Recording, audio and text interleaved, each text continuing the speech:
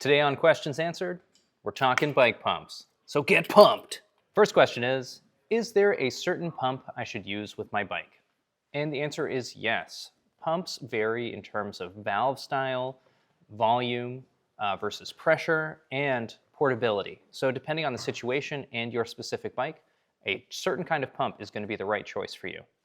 So let's talk valve type.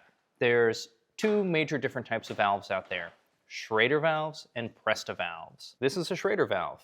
It's the larger valve style. It's more commonly found on cars and leisure bikes and more casual bikes. And it's bigger because there's an internal spring that keeps the valve closed unless you're pumping it. These have a convenience factor to them where to inflate them, you really just have to attach the pump head and pump away. Or you can take them to a gas station and inflate them the same way you would inflate a car tire. Presta, on the other hand, is a thinner valve that requires you to actually open the valve by hand to inflate it. You can actually tap the top to let a little bit of air out as well. You know, the advantage of the Schrader is convenience. The advantage of the Presta valve is that it's quite a bit lighter and it puts a smaller hole in the rim, so the rim is technically stronger. And you'll typically find Presta valves on higher performance bikes and bikes that value lighter weight and stronger rims over the convenience factor and familiarity of Schrader valves. Valves also come in various lengths depending on how deep your rim is.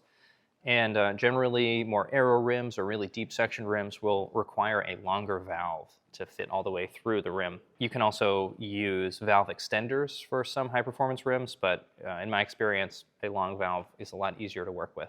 The most important inflating that you'll be doing with your tires is at home, topping them off, making sure they're pumped up to the proper pressure for your ride before you go out.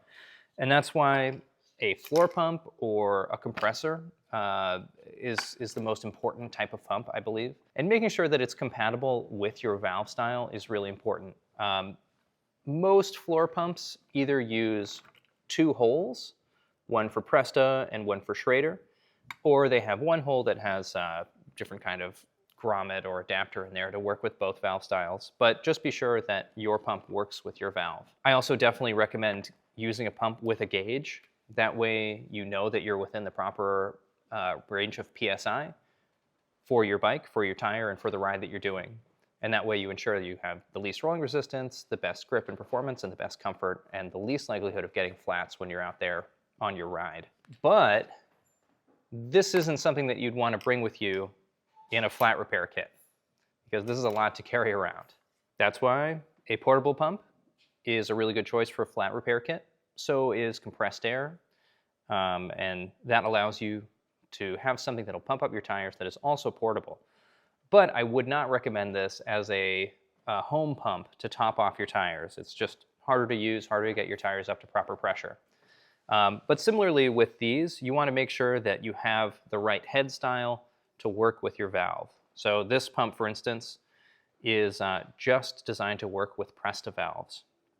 And you can also tell that this pump is a small volume pump, which means that it's designed for usually road tires or higher pressure tires that don't have a lot of air volume in them, because it will require a lot of pumping to get a larger volume tire up to pressure with such a small pump. There are portable pumps that have a little bit more volume that will be better for a larger tire, and generally they don't do quite as high pressure. So just keep that in mind when you're shopping for a portable pump to bring with you in your flat repair kit. There is another type of pump, and that's this. This is a shock pump.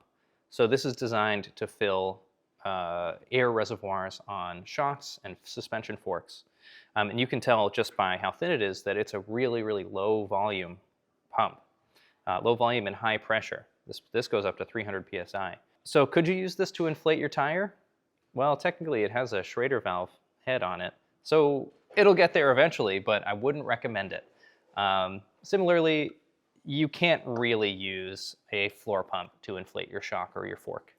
So just, this is really just for suspension. All right, next question is, how do I know what to inflate my tire to? Now, every tire has a marking on it to indicate how much pressure should be inside it. And that marking is part of the mold that the tire is formed in. So it's always raised on the tire. Sometimes it can be hard to find just because it's hard to see. Let me just check the other side. Here we go. And sometimes it's only on one side of the tire. like it is on these WTB byways. So ride only at these tire pressure ratings, 30 to 60 PSI. Well, there you go. You can find it on your tire sidewall. Sometimes you have to run your finger along there to find the raised area, and you might need some good lighting to see it on some tires like this, where it really kind of blends into the color of the rest of the sidewall.